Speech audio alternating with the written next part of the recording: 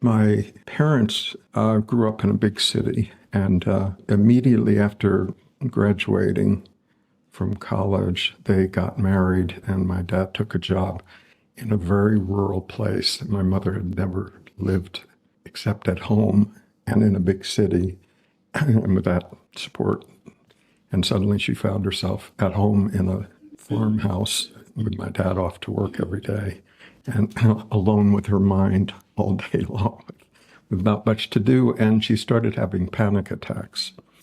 And she went to a country doctor, and the doctor's prescription was to get pregnant.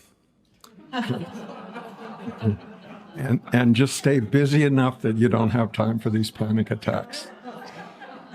So I don't have a problem with that advice. I'm the personal beneficiary of it.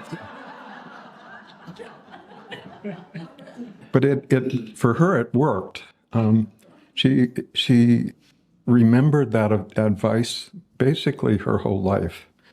For the next 65 years, she stayed busy, and it worked.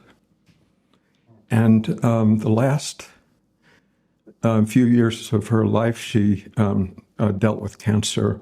But the last year, the cancer started to take enough of a toll that she couldn't do the normal things that she did every day to stay busy. The cooking, the 3 square meals a day that she did for 65 years. And so gradually, one by one, she had to let go of things that she kept busy doing. And I remember the last few months of her life, she mentioned a couple times these panic attacks.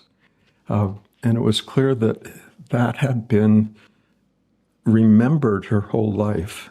And it was sort of the motivation for how she lived her life.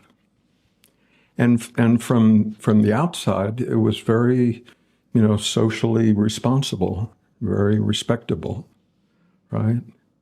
But, there was still an underlying motivation that she never dealt with early on that was always there in the background. So it was just an example of, trying to compensate for something rather than dealing with the root cause of it.